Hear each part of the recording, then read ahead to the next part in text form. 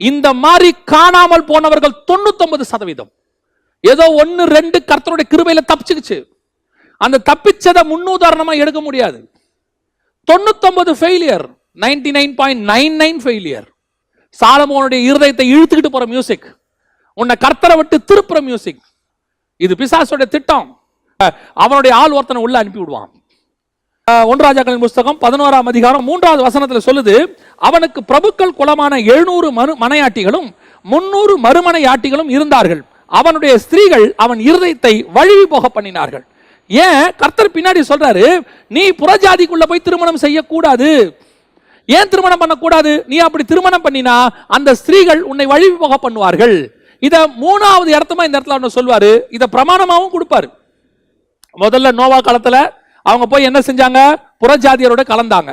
அதாவது தேவபுத்திரர் மனுஷகுமாரத்திகள். அடுத்து ஆசாரியப்பு கூடாரத்தின் காலத்துல அந்த மோவாபிய ஸ்திரீகளோட போய் கலந்தாங்க. இப்போ சாலமோன் இந்த இடத்துல மிகப்பெரிய, எவ்வளவு பெரிய ஞானவான் பாருங்க, எவ்வளவு பெரிய ஞானவான். அவர் எங்க விழுறாரு பாருங்க. அடுத்து 4வது வசனத்தை வாசித்து பாருங்க. சாலமோன் வயது சென்ற போது அவனுடைய மனைவிகள் அவன் இருதயத்தை அந்நிய தேவர்களை பின்பற்றும்படி சாய பண்ணினார்கள்.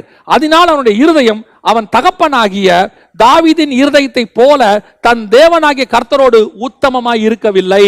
டோர் க்ளோஸ் ஆயிருச்சு, திறவுகோல் க்ளோஸ் ஆயிருச்சு. காரணம் என்ன? அந்நிய ஸ்திரீகளை திருமணம் செய்தது. எப்பொழுது தேவ திட்டத்தோடு இருக்கிற ஆவியில் இருக்கக்கூடியதான இந்த தேவ சித்தமும் உலகமும் கலக்குதோ, அப்பொழுது கண்டிப்பாக இந்த உலகம் இந்த தேவ திட்டத்தோடு இருக்கிறவர்களை வழுகி போக பண்ணும், தேவனை விட்டு தூரம் போக பண்ணும். நிறைய பேர் இன்னைக்கு என்ன சொல்றாங்க தெரியுமா? புறஜாதி, அதாவது தேவனை அறியாதவர்களை, ரட்சிக்கப்படாதவர்களை, ஞானஸ்நானம் எடுக்காதவர்களை, பரிசுத்தாவின் அபிஷேகம் பெறாதவர்களை, ஆவிக்குரிய அனுபவம் இல்லாதவர்களை தங்களோடு கூட இணைத்துக் கொள்ள விரும்புகிறார்கள். அது பிசினஸ் ஆக இருக்கட்டும், அல்லது திருமணமான காரியங்களாக இருக்கட்டும், எதுவானா இருக்கட்டும். வசனம் தெளிவா சொல்லுது, அந்நியரோடு பிணைக்க கூடாது, அவிசுவாசி விசுவாசியோட சேரக்கூடாது. இன்னைக்கு பல காரணங்கள், அது எதுவானாலும் இருக்கட்டும்.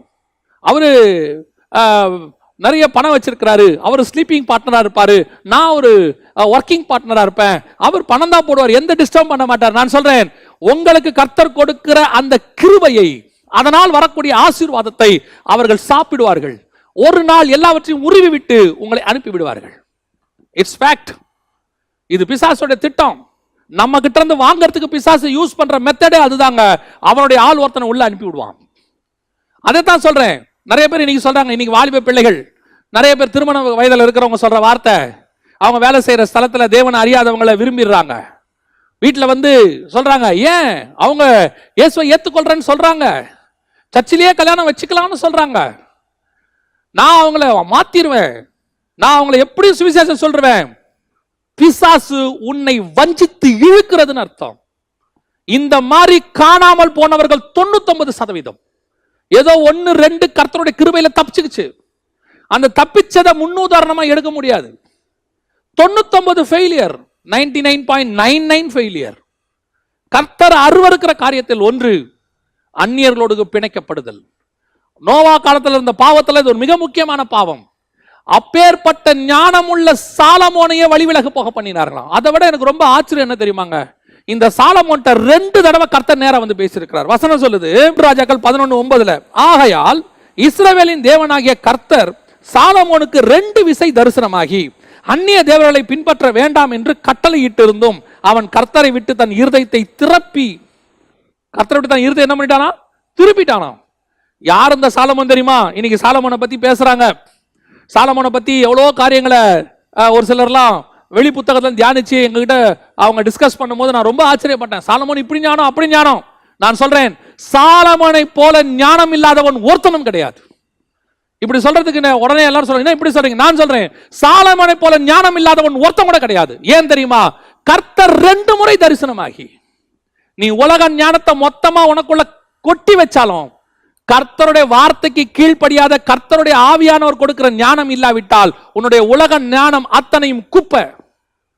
இன்னைக்கு உலக ஞானத்துக்கு பின்னாடி போய், அவர் பெரிய மியூசிஷியன், அவருடைய மியூசிக் அப்படியே மெஸ்மரைசிங், அவர் அப்படி இருதயத்தை திருப்போம்.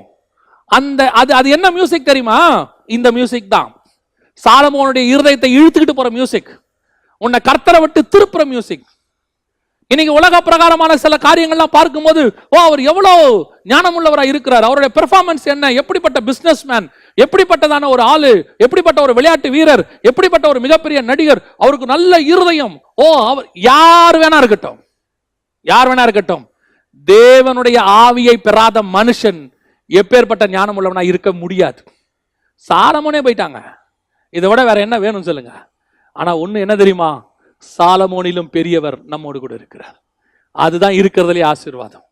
நான் எப்பவும் சொல்லுவேன், சாலமோனை போல உலக ஞானம் மொத்தத்தையும் கரைச்சு குடிச்சு இந்த மாதிரி 2 விசை கர்த்தர் பேசி வழி விலகி போறவனை விட உலகத்தை பொறுத்த வரைக்கும் நாம பைத்தியங்களாவே இருந்துட்டு போறோம்.